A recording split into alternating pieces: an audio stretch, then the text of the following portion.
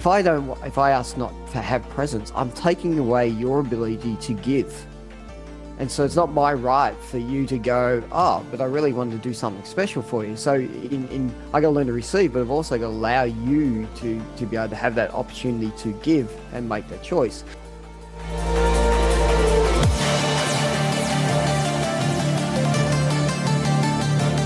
Morning, guys. Steven, how's it going? Good, mate. Yourself? Doing well. Happy to see you. Good to see you guys again. Bit disappointing you haven't matched t-shirts this time. I know.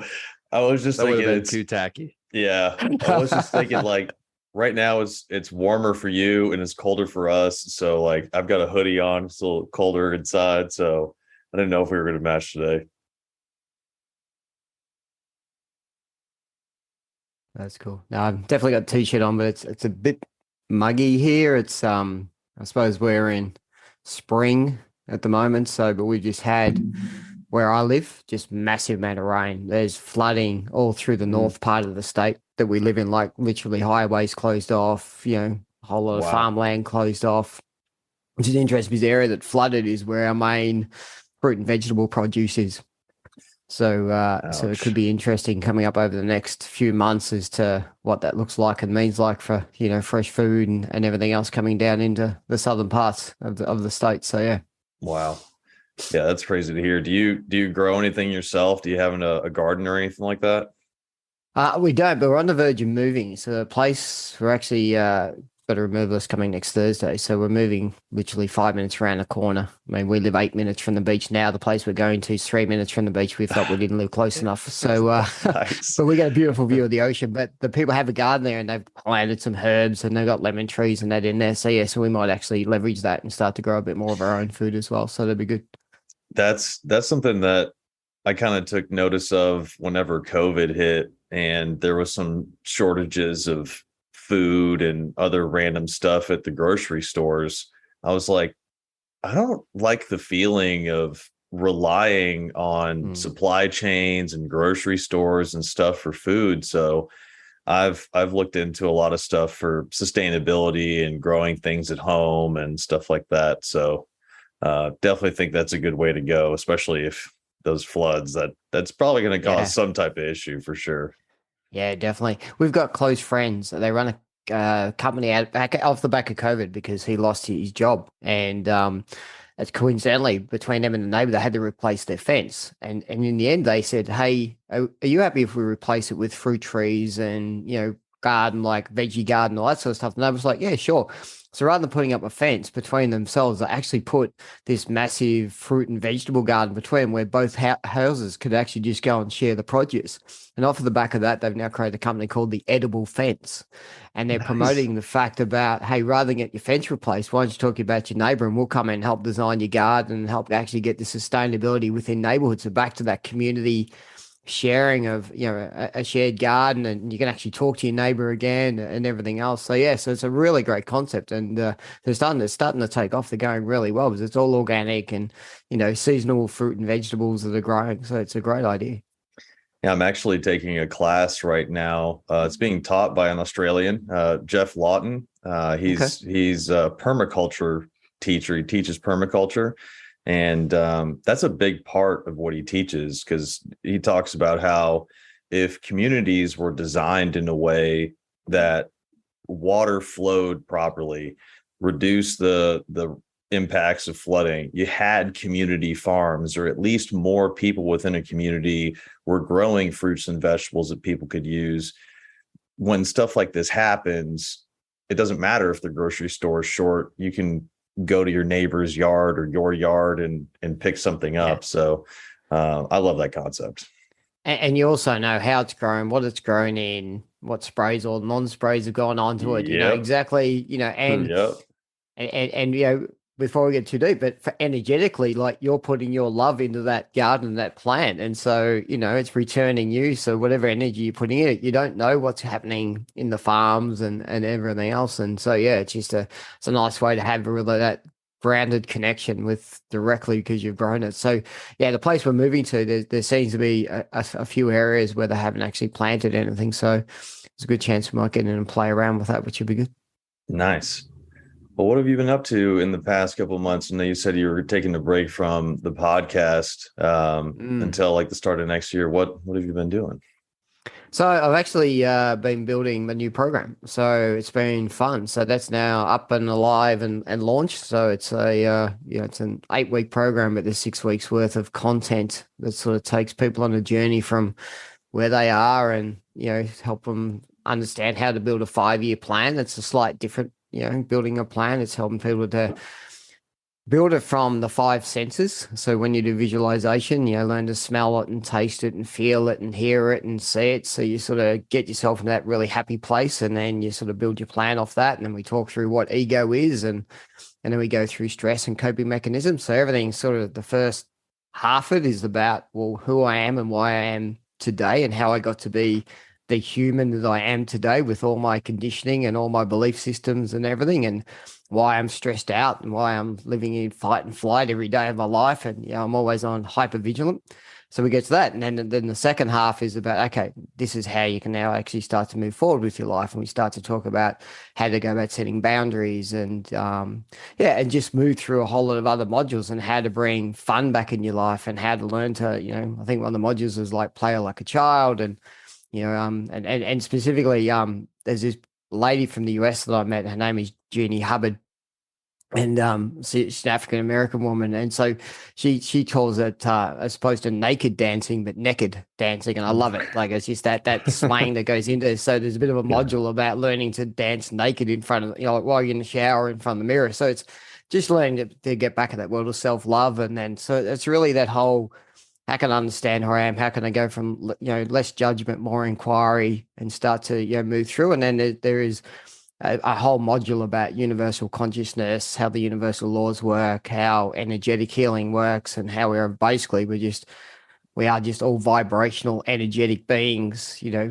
Everywhere, plants, food, animals, rocks. We're all connected, and it's like once we can tap back into that, and so it's trying to move them from who I am, maybe not that happy, struggling with my life, to how can I just get to a point of realizing that I can have happiness and I can be a bit more present and I can be a bit more connected. So so it's been fun. But it's there's 40 odd modules, 20 minutes per module. So that's writing it up, scripting it up, recording it, producing it. So so that's pretty much what the last couple of months has been. I got a couple of clients running through this new program now, which is awesome. So I do a weekly call with them, and so it's been a lot of fun. I've actually really enjoyed it. So that sounds great. I definitely think that we'll be doing something like that eventually. And content like that is so important because Tyler and I were talking the other day, and I feel like schools don't teach the right stuff anymore. Like they really don't. And having that just out there that anybody can access is super helpful. And that's going to help a lot of people, man. That's awesome. Yeah, and the whole intent was, I suppose I've come to a realization and awakening, and I've got this journey for myself, and it's like, well, I just want to share that because I know where my life was, and we spoke a bit about it in the last podcast and everything else, and where my life now is, and even to that whole, calling in or manifesting, I know we've spoken in the last podcast, but I wrote a letter to myself, and then 2 years later, exactly the same thing happened. I moved and I lived by the beach, and the universe just moved all this stuff out of the way and changed my jobs and roles and said, yeah, okay, we're going to create space. If you want to move down the beach, off you go. And so these little things, and now we're moving closer to the beach type of thing with a view from the kitchen out over the water, and just little subtle things just keep popping up, and so it's just nice, and it's good to, I suppose, feel the practical side of the, what theoretically, but you see it coming into action and play, and you can go back and say, yeah, I'm a living proof of what's happening in that space. So that's good fun. That's awesome. What about yourselves?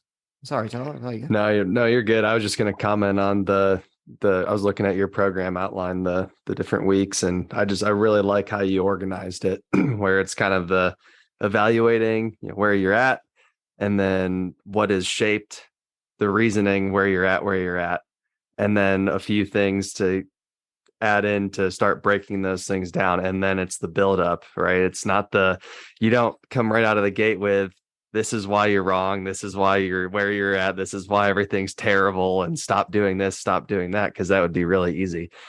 But I was just looking at that. I like how you laid that out, but I'm sorry, I didn't mean to jump on your question. No. And I appreciate that because one of the guys that's going through the program is actually an Aboriginal guy as well, which is really good because there's a lot of, I've pulled from a lot of that stuff as well. So I'm actually being able to connect back in with him. And it was funny. He was sort of saying, "Hey, I've got through week 1 and I've got all these questions." And then all of a sudden week 2 opens up and I can see you've got all the answers. So, and he's like, he's the same because the way the program works, you can't just jump into like week 6. You know, from when you start, you get week 1 opens up to you and you just have to do that. And then once you finish week 1, then, you know, week 2 will kick in type of thing. And so, yeah, and he was giving exact feedback. It was like, cool. So, yeah, I can focus on this week because I know that, you know, the answers are going to come along. But no, my question was going to be, Tyler, last time we your 30 day, not sure whether he's frozen up on us. Sorry. Yeah, your 30 day non-drinking and we're talking about that. How'd that go? It was good. It only lasted those 30 days and then, you know, played back in a little bit, but you know, recently, so done another, now I'm 45 days afterwards, because I had a few other moments where it's like, all right, this just really doesn't make sense to continue learning and then stopping and starting and this, and because it just all is just terrible at the end of the day. So it's been nice the last 45 or so days here, I think, since we got back from New York. What was that, mid-September? So maybe not 45 days, maybe a little more than 30, but no, it was cool. You learned a lot of stuff. I think the biggest thing is just the general feeling, right, of just not understanding what your new baseline is after you consume or drink whatever for a very long period of time, and you don't realize that your baseline is feeling like ass, even though you don't realize it. And then when you remove that, or remove something from your diet or whatever the situation is, and you see a new baseline pop up, it's like, wow, that's interesting. So how'd you go from because one of the challenges you said you did your 30 days and then you came off and you played at a baseline, and often the thing that we do is we then judge ourselves because I'm back on it again, and how did you go? Did you have any? Sorry, it's not meant to be me interviewing you guys, but I'm just really intrigued as to how you went with the internal chatter and everything else about that, because as you said, you're back onto 30 or 40 odd days again. So yeah, so the initial experiment was just evaluating kind of relationship with it, like, all right, because I've always been somebody that I don't really go out and have a beer or two with somebody. It's like there's a purpose behind drinking alcohol, and that's to drink enough to where whatever it is that you're dealing with goes away for at least the first few hours.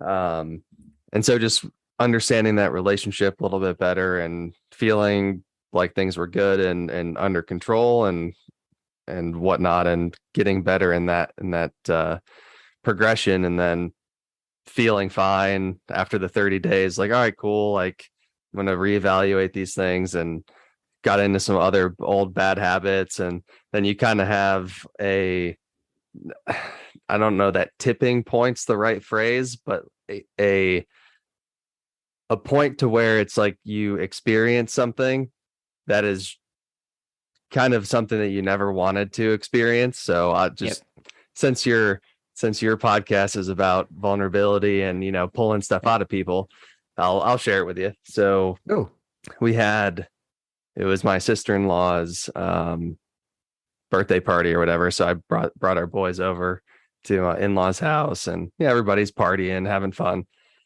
whatnot. But nothing too crazy, but then get back home, hanging out a little bit because my wife was working, put the boys to bed, started playing video games like I normally do, continued to consume a little bit, and then basically woke up like 5 hours later or something and couldn't remember if I had put my kids to bed.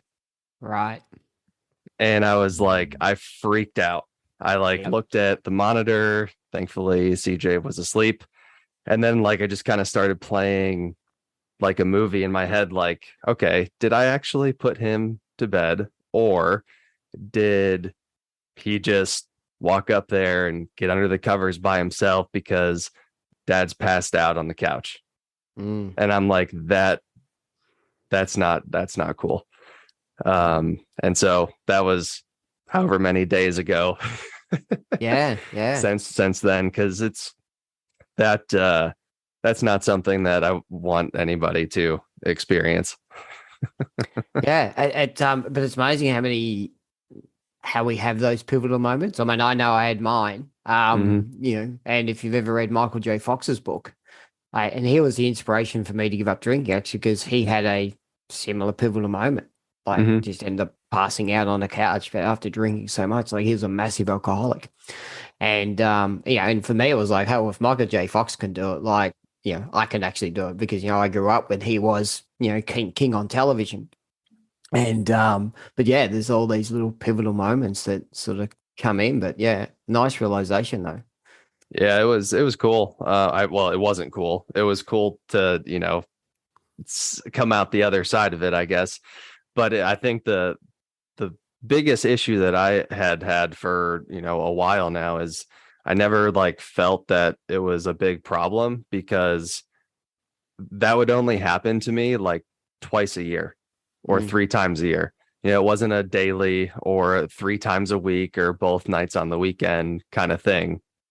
But it's just those 3 times a year ended up not being the best 3 nights of the year.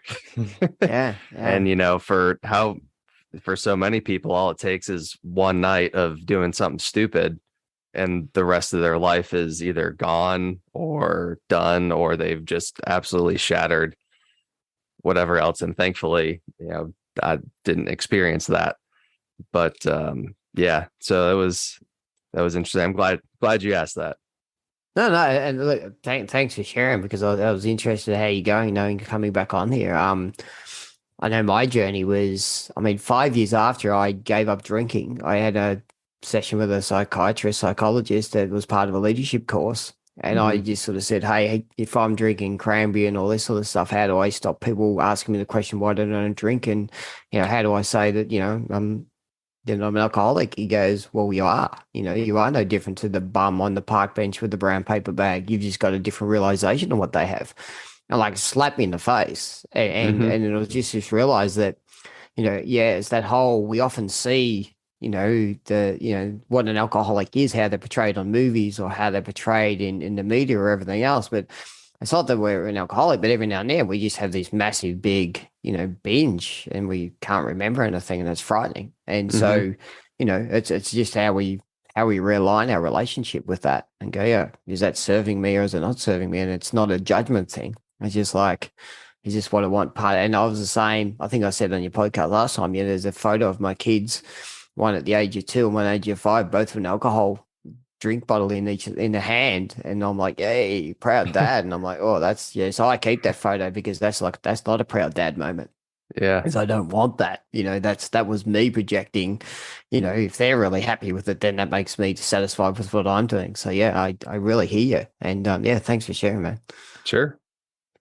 Not a problem. It's good. It's an interesting, I feel like we could just talk about it for hours on end. And the reasons why, reasons not to, anything that comes out of it. But for sake of not stealing the next hour of just talking about alcohol, I think there's its place. And I think the last thing I'll kind of share about it is just, and tying into your week 2 on your program of belief systems, I actually had a really interesting conversation with a buddy last week, actually, where we played 9 holes of golf, and typically we'd always go to the clubhouse, grab a few beers afterwards, and then be on our way, chat about decompress after the round kind of thing. And so he walks up, he's like, oh, what are you drinking? I was like, oh, I don't know if they have any of the there's a brewery close by here that makes really good alcohol-free beers, like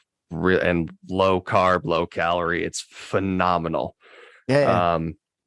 And he's like, wait, what? You don't drink anymore? Saying the kind of sarcastically. I was like, you know what? Not really. Haven't in a little while. And he's like, well, he didn't say like that was silly. And he's a good friend of mine. So it's not like throwing me out the window kind of deal. But I tried to impress on him the fact I was like, all right, so why do you enjoy having a drink after playing golf? And he's like, well, because my dad always did. I play a lot of golf with my dad and do it. I see other people around having a good time, having a beer too after the round. And it's not like we would throw down a 12 pack, right? It's just one or two and go home. And I was like, okay, so just because you were always around, you visually saw people having enjoyment out of this, that makes you think, okay, if I have this, I will enjoy it too. He's like, well, that makes sense. I was like, okay, so what if everyone that you saw or your dad was drinking half iced tea, half lemonade, as like that was the after golf drink, and everybody was having a great time, enjoyed it, whatever. Would you drink that, or would you just pick up a beer? He's like, well, thinking about it that way, we're attracted to wanting what other people have. I mean, if you look at all of the advertisements on TV, everyone's having the best time of their life with whatever, if it's a pack of gum or new toothpaste. Like we're attracted to having what other people have that makes them happy. And explaining that to him, he was like, okay, so it's just a belief that I have that alcohol gives me joy. And I was like, exactly. I don't have that belief anymore. Man, so awesome. And he's like, that's like, I'm glad you said it to be that way, because he has some other friends that don't drink anymore either. And they all just kind of shove it under the rug. It's like, oh, not today, or don't do this. And I mean, more power to him for still saying no, right? But I think like what you were saying is being able to express why or share why without having to every single time be like, oh, this is what I went through, this is what I ran into, because that's just nobody wants to do that. I certainly don't want to do that. Yeah. And for me, it's just like, I just say to people, it just doesn't add value to my life. Yeah. It's just a simple thing. It just doesn't add value to my life. Much simpler. Anything I'm bringing in is just like, is it a value add or a value detract? And like, that's where I simplify things down. So, it's just like, where does this sit on the scale? Now, don't get me wrong, I'm still going to eat pizzas and I still have stuff, but I'm consciously aware that at that point of time when I'm having it, may not be the thing that's truly adding, but at least I've got this level of awareness of where those boundaries sit, and we can make choice. It was funny when you were talking, there's an ad, I don't know whether you guys got in the US, but they certainly have in Australia, Canadian club. They're trying to, promote Canadian club, and there's this really big, burly rugby guy sort of thing. And he's like, I don't like beer anymore. And they're like, what do you mean? How can you not like a beer? And all of a sudden, people go, but hey, how could this guy not like beer? And then, but they don't stop him drinking. They actually get him onto Canadian club. Like, we just swap alcohol. It's that whole thing of someone bravely saying, I've never liked beer. Well, that's because my dad had it, but I've never liked it. But now I'm going to swap my alcohol, as opposed to just saying I'm not going to have it anymore. It was interesting when you spoke about earlier. Was you talked about like that? I have a couple of beers to maybe get to enough, or I've avoided whatever that emotion was, and that's the other thing that I language a little bit more is it's about emotional distraction. I don't use the word addiction anymore for me, because there's so many variations of addiction. We're so used to society talking about drugs and alcohol, but there's just so many other things like, working 14-hour days and a shopaholic and, social media. It's like there is so many other emotional distractors. So something pops up and they go, cool, what's my go-to? Oh, I'm going to go on online shopping. I'm going to go real estate. I'm just going to look at all these real estate houses. I'm going to try and move myself from my current state across into a state that may actually bring me happiness and joy. And probably the mainstream ones we see are alcohol and drugs, but then, the slightly hidden one then is pornography. We know a lot of, high percent of people do it, but they don't talk about that one. But then there's all these other little things that we just we do in our lives that we just go, how am I going to distract myself? I'm going to watch 3 episodes of a Netflix. I'm going to binge over here. And so for me, I look at what am I trying what what emotion am I trying to distract myself from at this point in time? Am I willing to sit with it, or am I actually trying to find something to distract myself from it? Now, at times, I was talking to a guy the other day, and he's like, I do come from work to work because I got my parents are divorced, my wife's parents are divorced. There's a lot of stuff going in their houses, and then there's grandkids, and and there's stuff happening at home, and I've got 3 young kids, so it's actually good to come to work because I can actually not have to deal with all that stuff. And it's like, that's fine. It's cool. I get that because we're all in that situation at times. But at some point, as long as you're not suppressing all that and then just becoming totally stoic and totally, I'm not going to deal with any emotion, then that's when it starts to, you have a few challenges. But yeah, that's sort of where I suppose my languaging and my mindset's starting to move towards. But less of that labeling about, I was an alcoholic or I was addicted to alcohol and everything else. I just now realize that there's just a whole lot of emotional stuff I just didn't want to deal with. So I found something to distract myself, even sports, go off and run a marathon, go and do all these other sorts of things, like go and train hard, hit the gym for 4 hours a day. What are you doing to try to do that? So yeah, that was sorry, just off the back of, what you were saying there. So. Well, I love your question about the adding value, because I feel like people should ask that more often, not just with things like alcohol or drugs, if they are addicted or they're trying to get off, but turning on a TV show or going to a party or whatever it is that they're doing in their free time. I love that question of, is this adding value?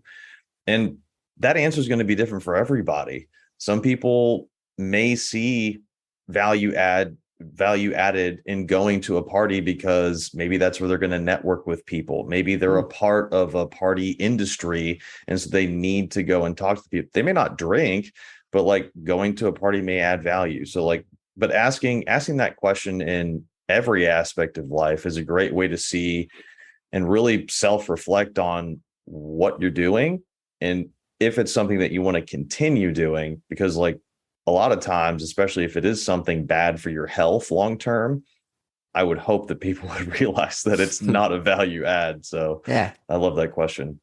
Yeah, I'll go give a really good example. I spoke with a potential client during the week, 26-year-old female, admitted that she just consumed 3 pies on that day, was lighting up smokes while we were having a conversation. And it was interesting because, we're just talking about where she's at, personally and professionally and financially, and she's struggling, but she's spending $600 a fortnight on smokes. And so I just sort of said to her, look, here's a little simple thing to go and do. Just spend the next 2 weeks, just write everything down, what you eat, what you drink, what you smoke, just write it all down, what you're doing, and just have 2 columns and just tick a box. Did this add value or did this take value away from me? Is this adding value to my health or is it taking away? And just do an inventory. Don't change anything. Because a lot of stuff that we do, you read all your self-help books and everything else, and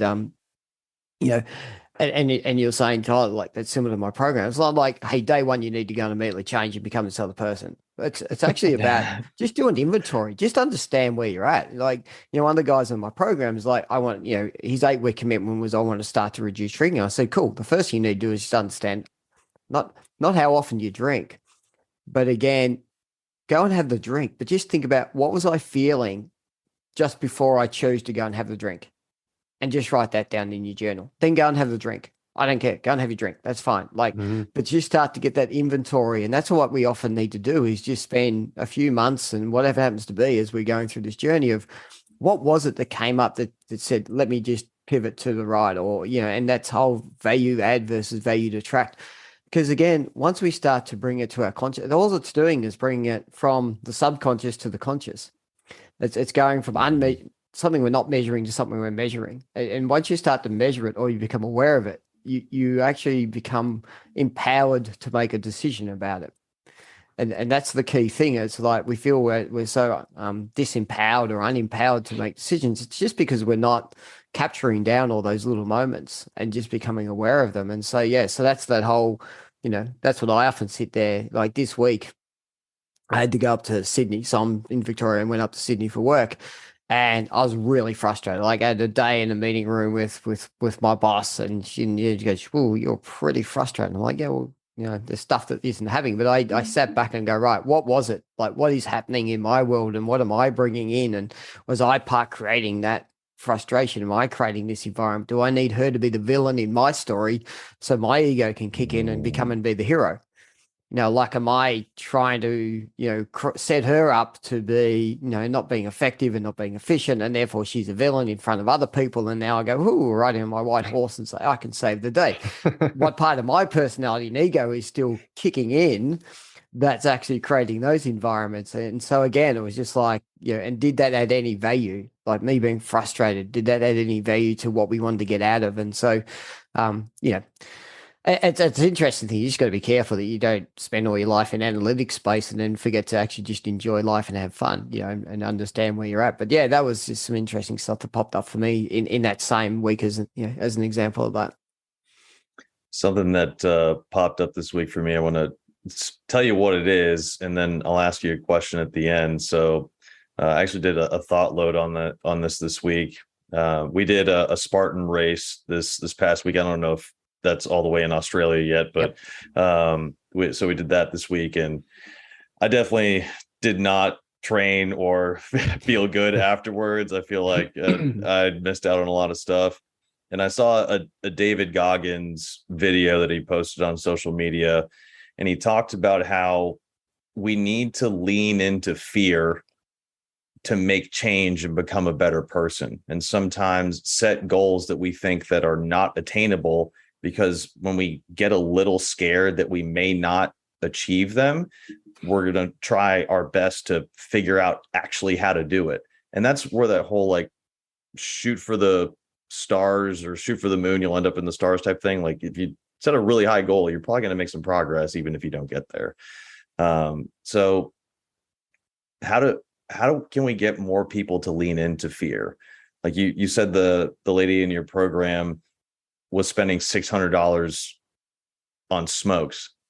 I know people that spend too much money, but they're afraid to look at their budget. They're afraid to look at their credit card bills because they're, I don't know, worried about what they're going to see. But if they leaned in a little bit and said, you know what, I'm afraid right now, but I'm going to look at this so I can make the changes I need to improve my life. How do we get more people to do that? That's a great question. I think if we actually knew the answer to that, we'd actually all be living in mansions beside the beaches. I was just about to say that. If we do that, if we figure that out, let's write a book, make millions. Let's go. It's interesting. There's a guy by the name of Dane here, so DAINHWER, and he's got this thing called access consciousness. And I was looking at a YouTube video that he spoke in a little bit about this. And you talk about the budget, he talked about weight. So you jump on the scales and you're 135 pound. And so I don't know whether that's large or not. I tried to do my maths, so maybe you're 180 pound, right? And you're 5'6", which probably wouldn't be a great ratio. And you go and you get really upset. The fact is you can't change your weight, right? So you're trying to control the uncontrollable. And so what people do is they see fear as something that they can't control because they're measuring potentially the uncontrollable. So I think it's a bit about how do people start to understand that there are things that they can control, and some of those things they can control become not as fearful, but they're also the catalyst for change. And so we want to move into that space. The other one is ego. Our ego loves drama and chaos. Whether we like it or not, our ego actually likes drama and chaos. And from I suppose, a psychology point of view, our brains are already geared to negative bias. And the reason for that is that, we've got to understand that we're now living in the world that's had 30 odd years of social media. But as human beings, we've been evolving for hundreds of thousands of years, right? And so millions of years, right? So what we're trying to do is our brains are negative geared because we're still geared to the fact the saber-toothed tiger, that thing that's going to kill us is actually still out there. So we often because of that, we're always looking for these things, but because our ego actually likes the drama and it likes the chaos, our ego doesn't like change. So it's always going to find an excuse, and it's always going to find a calling, and it's always going to bring something in that actually enables us to maintain this victim state.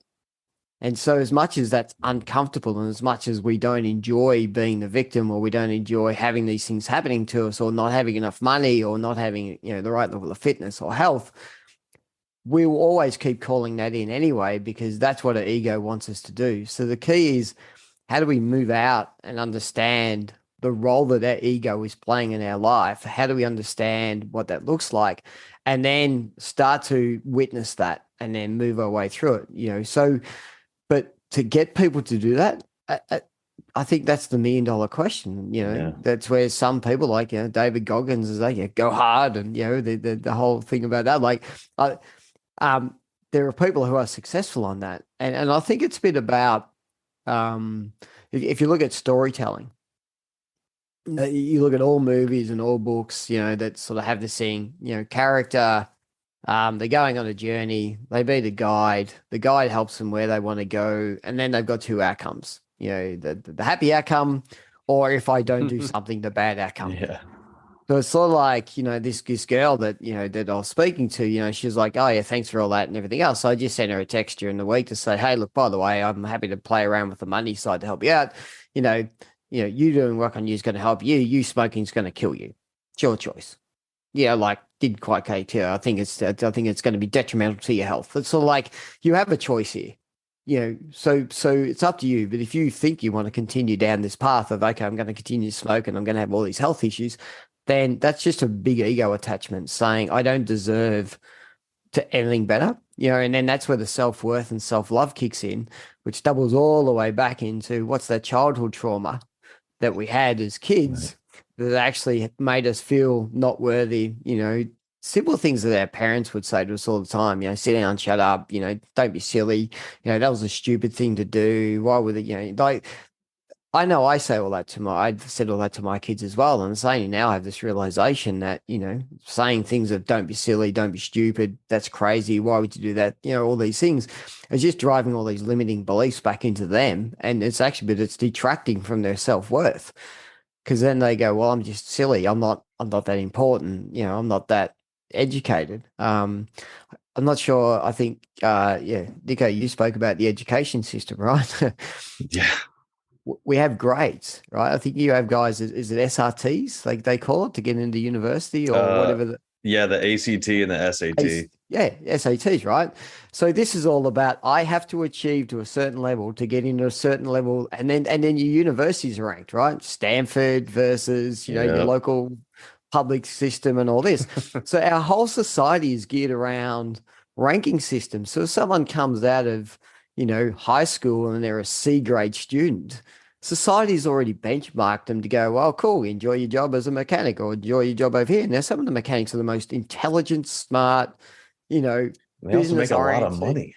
Yeah. So we have this whole ranking system that we operate, right? And so where our belief system runs it. So how do we get people to step more into fear? They probably don't know that they're living in it. They're living actually in this world of comfort. Yes. That this is because they've been taught this is all you are going to have. So if you are of this color skin, growing up in this neighborhood, and you have this demographic, and and this is all the money you're going to have, this is all you're ever going to be.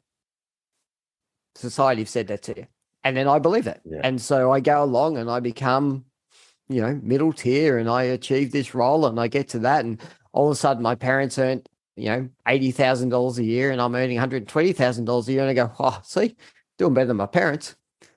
But we've got this really, because we're comparing 80 to, like, this person could be a billionaire, but they've actually benchmarked themselves back. So they don't know to stretch themselves into, I could actually be that. They have this upper limiting belief system. There's a book, Gay Hendricks. I'm just actually reading some books that Gay Hendricks has got, and it talks about this upper limiting belief system that even successful CEOs has. He's already talking to the CEO of Dell, and the CEO of Dell had already benchmarked how far he thought he could take Dell. until they realized that he himself had actually set some upper limiting belief systems about how big the organization and how that could work. And so how do we constantly take that ceiling off? But someone has to help us be aware that we've actually got that ceiling. And I think, Tyler, you've done that with your friend, right? You did that with her. Why do you drink?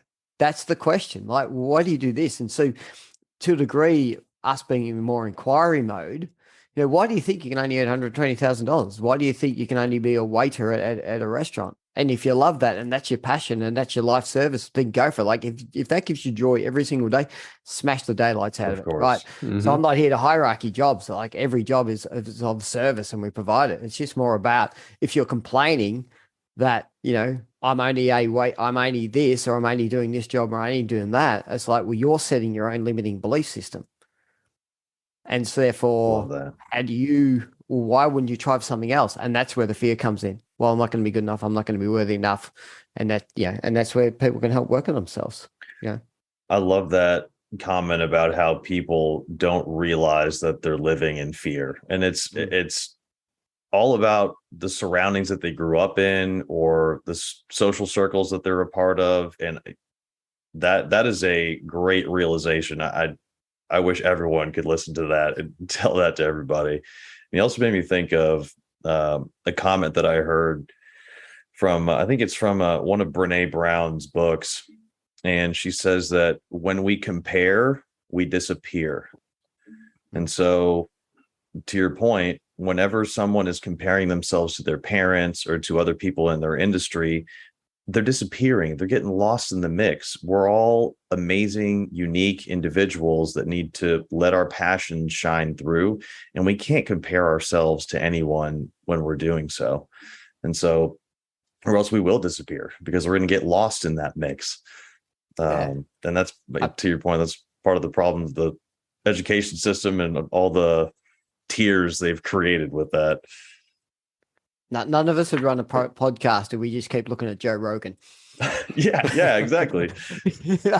And we sat there and go, like, is Joe Rogan, millions of downloads every day? Like, none of us would step in and say, why am I going to put these time and effort into hosting a podcast? But we do it because, there is this audience that we have, and it's a passion, and we love to do, just having conversations and then sharing that out with people. And so that's the key. So for me, the two killers are comparison and competition.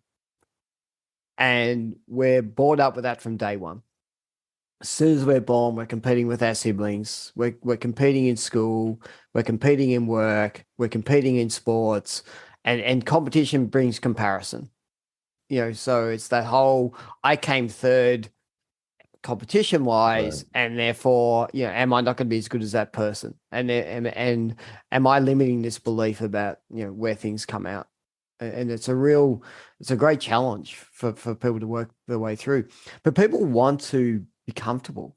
Our ego just wants to sit in comfort. We want to wrap ourselves around in these little blankets, and I think we spoke about comfort last time. How, as I said, it's getting a bit chilly where you are. So you've whacked on your hoodie and you probably turned the heater up and everything else. Like, we gotta, where do we sit in this slight level of discomfort? Because discomfort, we can only grow if we're living in discomfort. But people have to be willing to grow. They have to make that first choice. And how do we make that first choice? We turn around and say things like, we can leverage what we don't like, which is like, so you want to turn out like your parents. No one wants to really turn out like their parents, but you're going to say that, right? It's a trigger point for people. Go, no way, I want to turn out like my mum and dad. Well, you're about to, and they go, no, I'm not nothing like my parents. Okay, cool. Have a look about how you parent your kids, and have a think about how you're parented, honestly. And then, as I always said, I would never want to be a parent like my dad, and I was exactly parented like my dad. We say it, but then we go back and we look at the actions we did, and we ruled by a level of fear. We ruled by a level of threat. You won't get this unless you do this, and we have all these languaging things. Which is, my dad always had a strap in his drawer. He never used it. He's like, "Do I need to get that out?" And you hear this whole thing. Go and get me a belt.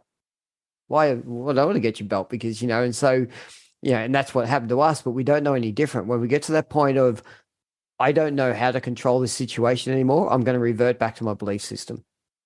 My belief system is how my parents brought me up and how my grandparents brought me up or how my auntie uncles did. So, because I don't know what to do there. So I'm just going to go back to what is that mechanism that taught me to come from that point. So yeah. But living in Fez, it's challenging, but it's fun. Yeah. That's where all the growth happens. Yeah. So what are you doing at the moment that's pushing you into you did the Spartan with no training. There's a lot of fears got to come with training, doing the Spartan with no training. So I have, I think, shut up. The only thing I'll say before you start is I think we were, well, maybe not so much me, but maybe more so Nico, were kind of put into this bubble of we thought we were going to be awesome because when we did the Tough Mudder last year for the first time, terrified, extremely scared, had no idea what to expect, didn't really train a whole lot. And like we blew our expectations out of the water. Like we we didn't destroy it in terms of competition times or whatever, but just as a personal achievement, destroyed it. So we rolled in to this one extremely confident, extremely comfortable. We're going to be totally fine. And that didn't happen. No. Yeah. Yeah. No, because of that, I think I realized that all of the stories that I've been telling myself about how athletically capable I am and how many athletic achievements I've had, those stories are long gone. Those stories are not today. And like, yes, I've done some awesome things athletically. My body is an amazing gift, but that's not what it is right now.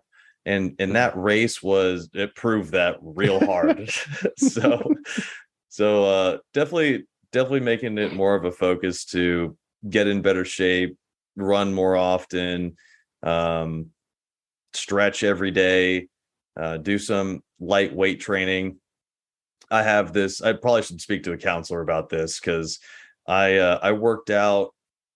So I played football from 7th grade all the way through my freshman year of college. And that basically means like workouts all the time, year round almost. And I think because of that, I have some sort of like mini PTSD when it comes to like going to gyms. And so like, I really can't, I have a hard time going to gyms and like really pushing myself because I have this like voice in my head that's like my coaches are yelling at me at some point. It's bad. I need to work on that. But I can definitely like, I have some weights here. I can lift those and throw those around a little bit during the day or in a short session. And I think that if I do that consistently over time will help get me to where I want to be. And I think I also have to realize that I'm trying to build a body for a different purpose. When I was playing football, the idea was to get big, strong, and explosive. Now I'm trying to fine tune my body for golf and just health. And so like I don't need to be a bodybuilder to play golf. And so just understanding that and making the plan to do that is what I'm doing with health after that race. Well, it's funny because Tyler, you spoke about before about setting a new baseline, right? So you did Tough Mudder, and all of a sudden this baseline's gone. Okay, I've got this new baseline. And all of a sudden it's like, hello, we didn't quite achieve it. I mean, I had my birthday was last weekend, so we had a few people over, which is a really good experience. And then on the Sunday, happy belated. Happy belated. Thank you very much. There's a bit of a story on that I'll maybe come back to. But on the Sunday, I need to have a bit of just let it all out. So I said to my wife, well, let's go for a walk. And I think all our walking is from, study to kitchen to study, right? We just haven't done much. So we ended up walking equivalent of like 10 kilometers. So I think, that's 8 kilometers is 5 mile. So, maybe a 6 mile walk. And so you're going from nothing. So we got back to the main street and local supermarket and we were shot, like absolutely gone. We had to go in and buy juice and bananas just to sit down and rang our daughter. And like, we're literally only another 10 minutes from home. We're like, can you come and pick us up? Like, we're gone.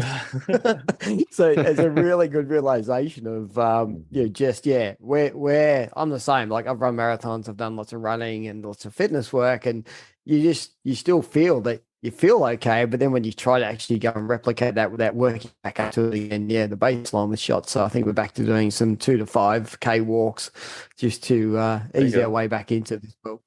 But just on my birthday thing, and I think, this is for other people, it's more about I've never celebrated my birthday. So it's always something that, and it's because I was never willing to receive. And so it's something for people to think about how much am I a giver?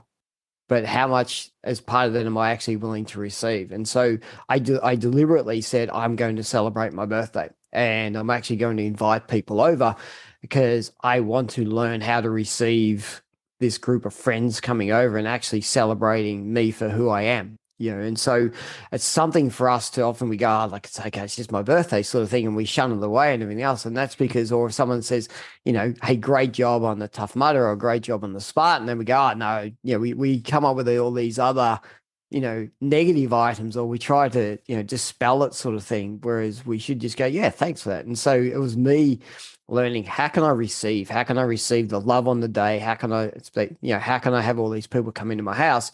And I also said to them, yeah, and I want a present, which is the other thing we do. Your presence is present enough type of thing, like that sort of thing. It's like, no, because the other thing I realized is that if I ask not to have presence, I'm taking away your ability to give.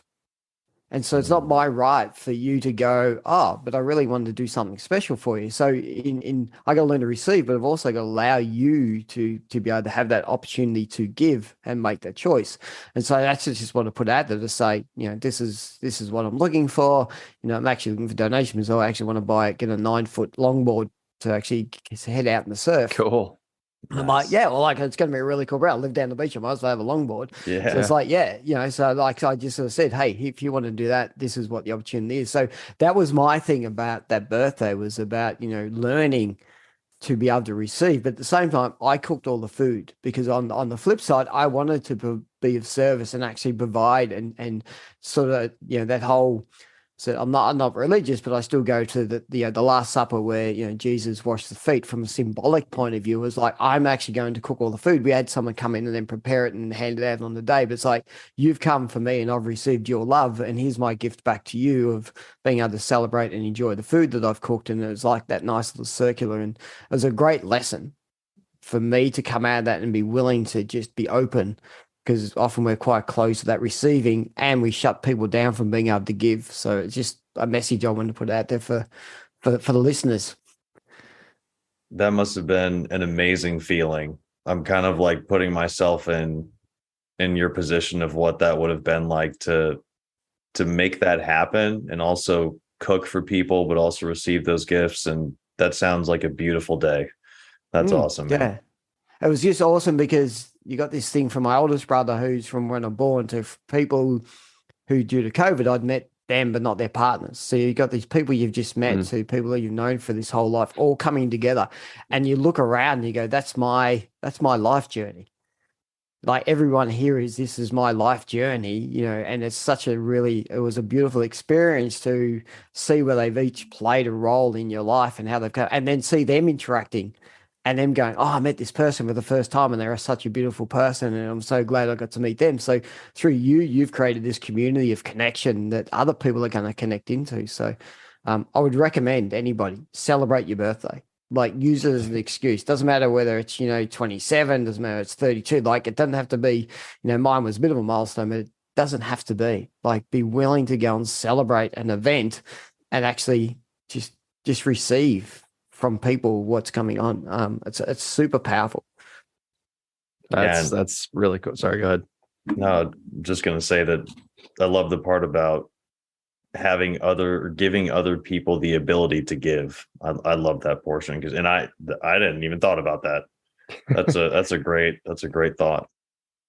That is a good That is a cool point. And I mean, that's got to be something that, really you challenge yourself to do that, right? It wasn't a super easy thing to do. And I think that's kind of going back to your question a little while ago, Nico, on how do we get more people to lean into fear, is by letting everybody know that you need to challenge yourself. You need to push yourself to limits that you didn't think that you could get to, whatever that arena is. I mean, that's one of the reasons why we did Tough Mudder last year and did the Spartan race this year, was just to just have a cool experience and to see what we're made of. Now, did we do a great training program? No, we can. And I do want to continue on and do more of these things and bring as many people with us. If you're ever in the States, Steven, come on, we'll do it together.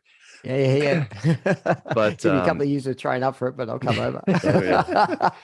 It's just really cool because you don't know what you're going to learn about yourself in the process.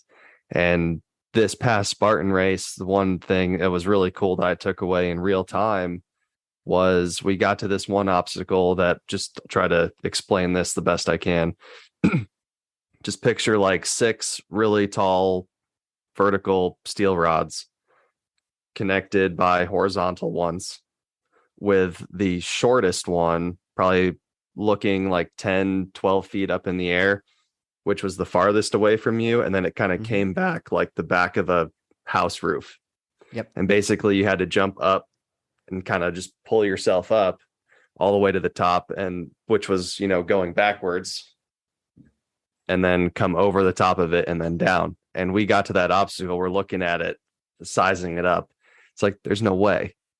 Like, this is insanely tall. It looked like you had to jump 4 feet in the air just to grab the bottom one, to then just pure upper body and grip strength your way up. And it was almost let's just do our penalty burpees and go to the next one.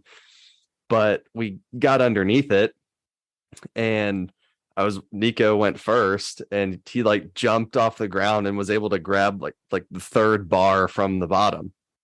And I was underneath it, and I was like, this is not even tall at all. Right. And we were able to jump, grab, swing our leg up, flip right over. And it was like, that was one of the easiest things out here. And we almost just went around it and didn't even try. And it was just cool I just kind of sat there and looked back at it after we finished. It's like, that, how many times do we or other people just walk into something and never make an attempt because we perceive it to be too difficult? Perceive that we don't have the skill set or the strength or whatever the area of life it is to be able to get through it. And when you take that first step and realize that it's might be one of the easiest things you've ever done, and just how silly you can be to not accomplish that task or to not even attempt it, right? Great story. I love that, because you're right. But it's even, as you said, Nick, it's like, don't even attempt it. Just turn up and go, too hard. Yeah. I'll do what I know, which is happy to sit in a level of discomfort doing burpees, because I know how uncomfortable that is. But my life is over here in the burpee land, right? And I'll just keep doing these burpees, and I don't enjoy them, but I know what it is. Whereas, this other thing just becomes daunting and overwhelming. So I love that. Yeah. It was really just cool to experience that and be able to just take that away of just, we're out here. We weren't sweating like crazy, but it was getting pretty rough there towards the end. You were dying for the first half of it. Yeah. And it was just cool to experience those things, because we wouldn't have ever done that, or I might not have ever seen that or realized it without having done this race. Right. And it's one of the cool things I loved about the beginning of it is the MC of the heat time, or whatever you want to call it, said like the first obstacle you guys have already done, which was signing up and showing up here today. And because I think for a lot of people that's extremely terrifying to send to send that and start that up and pay for it and all of those things, because then you're locked in and now it's for real. Now you gotta show up and do it. But it's a cool experience, and I've talked a lot about it before, but it's just something it doesn't have to be a obstacle race, but something to, like your birthday story or anything else, of just something that isn't easy, that we can really challenge ourselves to do, because you never know what you're going to learn about yourself in the process. And I'm back on the comparison competition, right? It's just you against you. Like, it doesn't matter. Like, so I can't remember who it is. I think it was one of the US presidents at some point in time, like, or it might have even been a UK prime minister, but they pretty much turned around and said, the easiest thing is to stand on the sidelines and be critical and criticizing the person who's actually stood on stage, who's actually attempting the hard gift. It's like, so, who are you going to be? The person sitting like in the audience, constantly criticizing and I could do better and I could do this and everything else. Or you're actually going to be the person who's on stage, out there performing, out there actually doing it, making mistakes, being vulnerable. Where would you prefer to live? I'm in the second. Like, I want to be out there. I want to be, I want to be making mistakes. I want to be growing. I want to be learning. I want to be moving forward, because we've all been that person sitting in the audience. We've all been that person watching the Olympics and going, oh, I could have jumped higher than that person. Well, no, they're in the Olympics. Like, you're sitting back here on your couch, like it's so easy for us to live in that space. But how do we step into something? And to the earlier point, there is a difference between stepping into something as a growth and I'm going to challenge myself and I'm going to step into fear and move forward, as opposed to I'm off over here because it's a way to emotionally distract myself from what's happening in my life. They are two different distinct drivers. One is like, again, a detractor. One is, one's actually going to pull away from it. Like, so we're doing all these things to distract ourselves, versus the other one is actually saying, no, I've now set my new baseline. I've set my new bar. I know what I can achieve. I've removed that upper limit belief, that has said, this is the best you're going to get to, or we're going to get to. Like, you guys have now set a whole new level, that the challenge is, how do you not put an upper limit on that though? How do you now say, okay, well, I've done Spartan, but I now need to get a better time, or maybe the best time I could get this, or maybe I can do that. How do you just not have that and just say, I'm just now going to find another challenge and, find another mountain, climb another mountain? How am I going to actually, work my way through that and not worry about the competition, the comparison, or the upper limit that might come with that? I think the answer for me, and also I think the answer to a lot of what we're talking about, or at least it could be an answer to a lot of what we're talking about, is that we have to be honest about being fearful.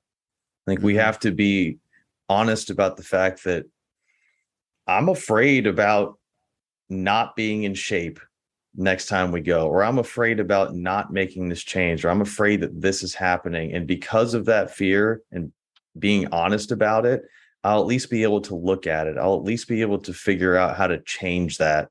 And I think that's how we prevent ourselves from setting those upper limit boundaries. And that's how we help ourselves move forward. Just have to be honest about that fear, and that'll create some growth, hopefully. Tamarack Song, I think it's in his book, True Speaking, talks into, there's only two core emotions, longing and fear. There's a whole lot of feelings that come off of those emotions, but they're the two key things. And to our earlier points, like, if I'm afraid, talk to it, but then just bring it to the consciousness. What is it I'm afraid of? Write it down. I'm afraid that people will laugh at me, afraid that I might fail. Well, what does failure actually mean? What does that look like? And, and start, just write down all those things. And there's like, one of the guys that I did a program with, he spoke about truth as being a little t and a capital T. So all these things we write down about I'm afraid of, write down and go, are they a real truth, a capital T, or are they just a story? Is it just a small t that's made up of a level of belief systems that I've put onto it? And then that probably helps you step into it and go, oh, this is just stuff that I've created myself that's holding myself back, and so it's actually, fear isn't there. You know, how can one person hold a tarantula, or over here in Australia, we got huntsman, so tarantulas are poisonous, but we got the big huntsman. How can someone hold that in their hand, this harmless, big furry spider, but harmless, versus someone just can't stay in the same room? How can someone hold a mouse catch a mouse, whereas someone will actually, like, I'm at the front door, like, that's the mouse is the mouse. It doesn't change. It's like, it's our perception of it, and it's our fear system, and it's our whole background that actually is bringing two different angles into that piece. So that's the other thing to think about. That's why I always go, like, people skydive, people jump off in these Red Bull flying suits now. People do all these things. Yes, people die from it, sure. But we're all going to die somewhere sometime, right? But these people are dying because they're passionate, they love it, they're living on that now. Sure, they might be adrenaline junkies and they might be living in a massive world of emotional distraction, and that's fine. But, like, people are doing these things. So why is it that I can't do it? Because there's nothing that other people are doing in this world. Like, people are doing all these things. People are billionaires. People are, driving fast cars. People are doing all these things. So what's stopping me being able to do something similar? Sure, there's a skill level, but doesn't mean I have to hop in a Formula One car today. But I could go through and I could slowly work my way up, go-karts, and then, the next level and the next level, because that's what people do. So it's interesting when we talk about fear. I think there's an acronym for it, which is false evidence appearing real. Yep. So, that's what it is. So, like, how do we understand that is just some false evidence that is self-built? Yeah, I love that. If there's another human being doing something that you can't do, you can do it. You just have to take your time, make a plan, and make that change. It doesn't mean that you should do it, though. Hey, if you want to, I don't need to be holding any spiders or skydiving. I don't. I know that I could, but I don't need to. Yeah, very true. I'm okay. I'm okay without accomplishing that in my life. So one of the things I'm doing at the moment, which there's a fear element too, is I'm learning the didgeridoo. And so, this is an ancient instrument from Aboriginal. Oh, that long one? Yeah. Long pipe. That thing's awesome. Yeah. So I'm learning that. And there's a local Aboriginal centre around from where I live. And there's in Aboriginal culture where people got a certain level, there's elders, but then there's uncles and aunties. So this guy's Uncle Michael. And so out of respect, that's what we're calling. And he's teaching me. And there's this other guy there who's been learning it since he's 11, he's 18, right? And he smashes this thing. So we're talking dual toning at the same time, and that big squeal and animal noises and everything else. I'm using a PVC pipe because that's what the Aboriginal guy said. He goes, no, you're not ready for the wood stuff here. Yeah, go and buy yourself from your local hardware stuff a 40 mil PVC pipe with a 25 mil connector. And I played, that's my didgeridoo. And so it's really challenging when you're sitting there going, like, I'm getting sound out, but I'm not circular breathing. And then you go around in a circle, and this other person sit there and just plays for 5 minutes without basically, well, he's breathing, doing all this really cool sounds and else. So there's that whole, comparison competition where I'm at, and you just got to take a step back and go, I turned up. I've turned up with my PVC pipe. They've got these beautiful wooden didges. That's where they're at. This is where I'm at. And I'm just on my journey, and they're on their journey, and they're still, and they're learning still as they're going along. And so, there's these little subtle things about how we, step into it and try something new. And, it's training the brain, because, you try and breathe through your nose while you've actually got air coming out your mouth. I've tried that. I played in a band when I was in middle school, and so I learned at least about the concept of circular breathing. And I've seen people do it, and I still don't understand how to do it. But that's a great point. You have to realize, like, and be comfortable with where you're at in the process, and understand that people are just at a different point in the process. It doesn't mean that they're necessarily better than you, because they were at the same point in the process that you are at one point in time. They just That's maybe right. started at a different time. So I love that point. Hmm.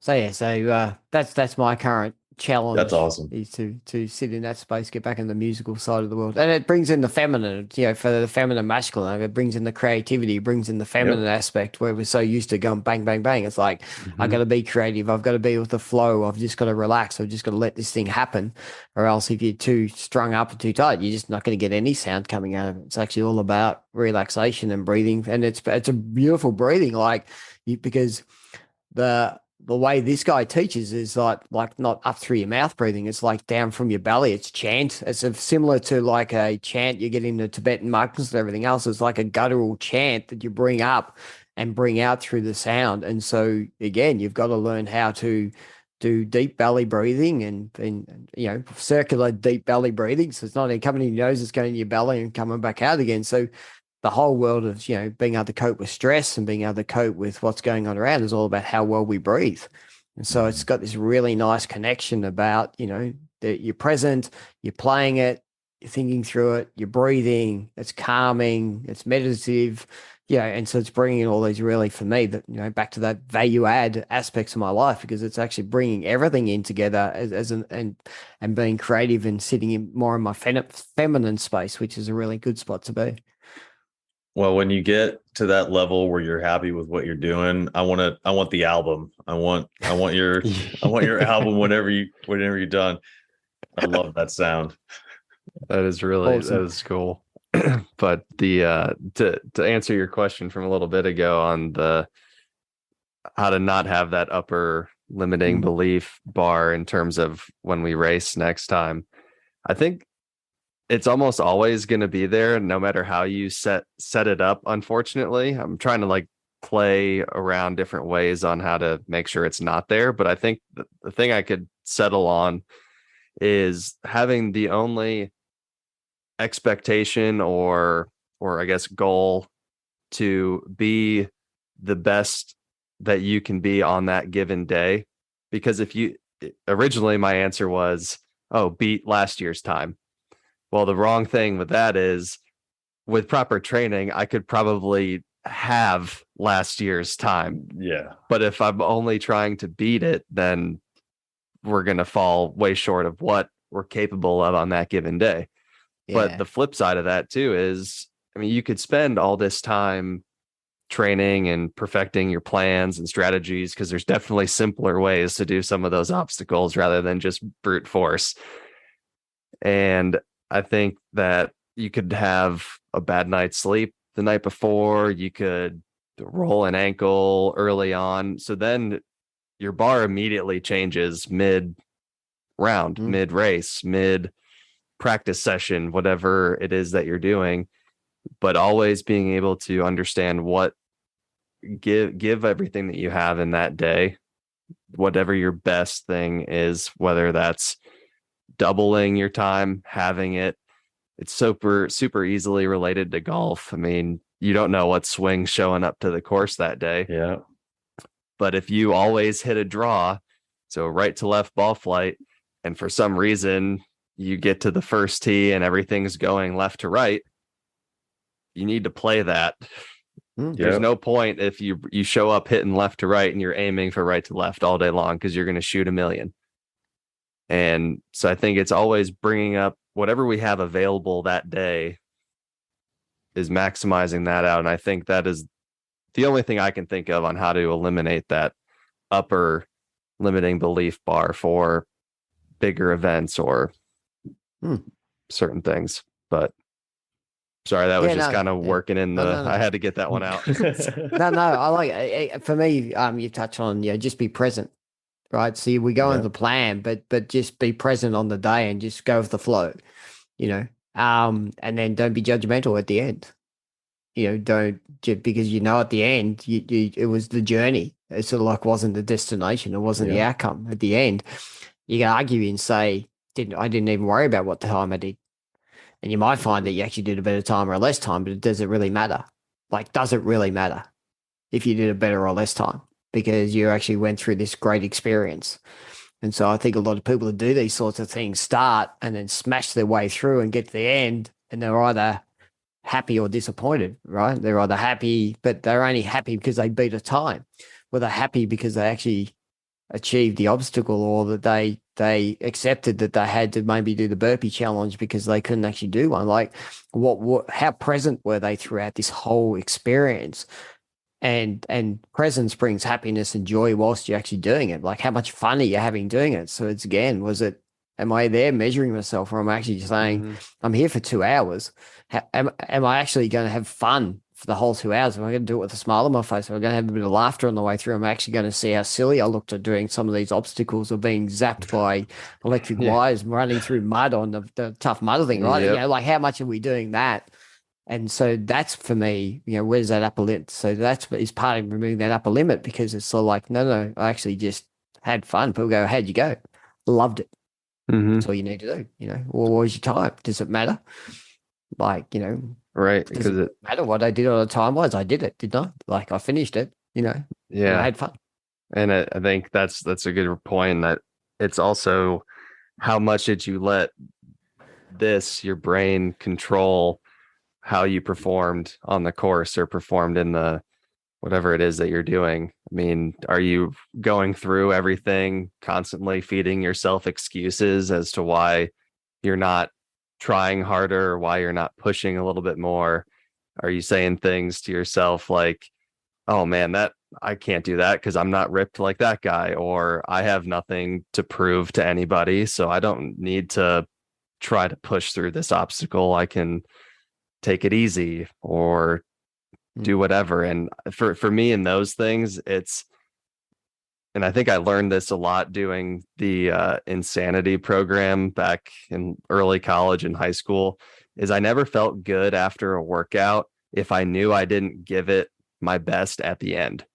If I was just super exhausted and tired and was going through whatever the motions were and just limped through the finish line, I never felt great about everything that I had done for the hour or 45 minutes. If I had totally somewhat slacked off for the first half hour and then turned on the fuel for the last little bit, I always felt better after that. So I think when we go through these things and we just let our inner, as Joe Rogan calls it, our inner bitch, just destroy us and bring us down, whether it's a presentation we're giving at work or for some conference, or if it's an obstacle course race, if we're feeding ourselves these negative excuses and thoughts to bring us down to what we really think our minimum level of expectation is, where we're comfortable, then that's where we miss out on everything. And that's just why are we even showing up if we're going to do that? Yeah. It's a little hard, agree. but no. I completely agree. It's that, the monkey brain, the monkey chatter in the brain going, rah, rah, rah, rah. It's like, just turn it off. Not that easy, but yeah, how can we slow it down and turn it off? And and being present is the whole thing, and not comparing minute to minute and day to day and week to week. Is like, just having a world of presence can actually help do it, because what's happened in the past and what's can't change. What's going to happen in the future? Who knows? What I know I can do now, I know where I'm now. I know I can enjoy now. I can actually choose to be completely present and just switch all that stuff off and just be there and just flow with what's happening. That doesn't mean that we're not going to have a competitive juice to get stuff done. Don't worry about that. It's always going to kick in, but yeah. So, well, guys, love it. That is, I think, a good time to end it, just in respecting everybody's time. And Stephen, absolute pleasure speaking with you again, sir. I definitely think we should schedule another podcast. We'd love to be guests whenever you start back up at the beginning of the year. And thank you so much for your perspective. It's been a pleasure. It's been great fun again, guys, and you are definitely on the top of the list to come onto the podcast. I'd love to have you guys on mine, and definitely early 2023. I'm definitely firing that back up, because I just chatting with you guys, like, the passion kicks in, so I'm keen to do it. So it's been great again. I've loved chatting with you, and let's keep chatting. I mean, I feel we could talk for hours and hours and hours. Oh yeah. I looked at the time. I'm like, whoa, okay, all right. Yeah, absolutely. It's all in good fun, but we appreciate it for sure. Love everything that you're doing. I hope that your new program is everything that that you want it to be, and that it goes really well for you closing out the year. I love the outline you have on your website. So it looks really awesome. So I'm sure you're going to reap a lot of the benefit, because it definitely wasn't a short amount of time that went into putting something like that together. I can tell. No, it was a bit of that, but I loved every minute. And that's the whole thing about being present. It was just being present and pulling it together. And yeah, it's so much fun. So again, thanks guys. Again, I know it's sort of late over where you are, so it was awesome to chat, and really appreciate the conversation, and we'll keep hooking up. Same here. Absolutely. Have a great day, Stephen. We'll talk to you soon. Cheers. Thanks guys. See you later. Take care. Bye-bye.